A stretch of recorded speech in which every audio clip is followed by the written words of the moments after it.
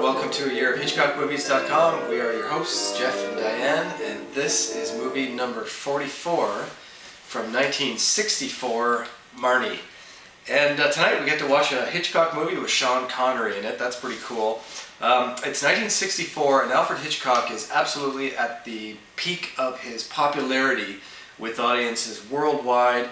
His last two movies, The Birds and Psycho, were seen by everybody. They made tons and tons of money. They made him tons and tons of money. His TV show's been on the air for years. In 1963, it goes from being Alfred Hitchcock Presents to being the Alfred Hitchcock Hour, so he gets a whole hour of his show.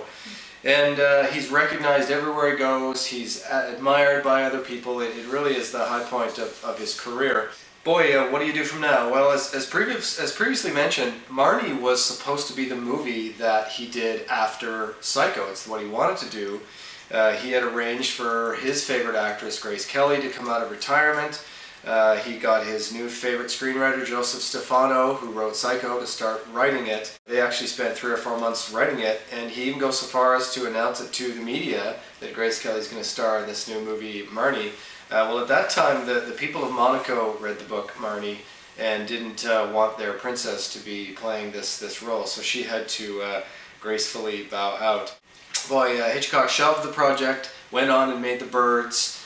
Joseph Stefano did not write The Birds because he didn't want to do another horror film. He wrote Psycho and wanted to do a real Hitchcock film. Well, you know, by the time it was ready to do Marnie now, Hitchcock found that Stefano was unavailable. He's now writing episodes for his new show, his TV show called The Outer Limit. He's producing that and unavailable. So boy, he ends up losing his favorite screenwriter. Well, what is Marnie anyways? Marnie is this novel published in 1961, this psychological thriller written by Winston Graham. It's a British novel, and Evan Hunter starts writing it, and everything's going great. He wrote last week's The Birds, and had a bit of a disagreement with Alfred Hitchcock during one particular key scene that we'll talk about after, and Hitchcock fired him. That's it. And we'll talk more about Hitchcock firing people next week. But he replaced Evan with someone named J. Preston Allen, and J. Preston Allen is a woman, which is really cool. Not many women have written the scripts to Alfred Hitchcock movies, although Joan Anderson had a hand in writing the scripts to a lot of Alfred Hitchcock movies, starting with Jamaica Inn and finishing with Suspicion, Saboteur, that sort of thing. And don't forget, Alma, of course, wrote a lot. She did a lot with Alfred Hitchcock early on, and probably more than we know throughout his career. So, well, a woman writes this one, and like I say, we'll talk more about that at the end of the movie because it's interesting. So, now I mentioned Sean Connery is in this. Tippi Hedren's in it. Because he couldn't get Grace Kelly, her second Hitchcock movie, her second movie ever, and but Sean Connery's in this one. He's just made 2 Bond films, the first 2 James Bond movies. He was worried that he was going to be typecast as this James Bond character, so he really did want to seek out roles that were non-spy-like, and did request through his agent that he wanted to work with Alfred Hitchcock, but he didn't want it to be a spy thriller in the vein of North by Northwest and Notorious.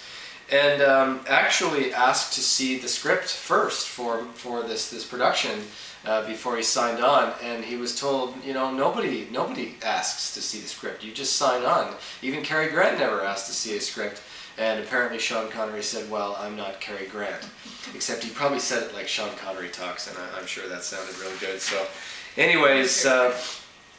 Yeah, exactly. Not even Cary Grant. So we do have members of the Hitchcock, what I'm calling the Hitchcock Dream Team, the great cinematography of Robert Burks, the fantastic editing of George Tomasini, wonderful score by Bernard Herrmann, and fabulous costume design by Edith Head. This is the last film for the previous 3 gentlemen I mentioned. This is the last film that you'll see those 3 work with Alfred Hitchcock, and we'll talk more about that at the end of the movie.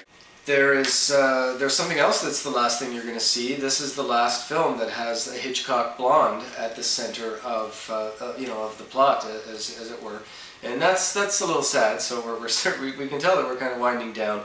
It is, like I said, the last time he works with Tippi Hedren.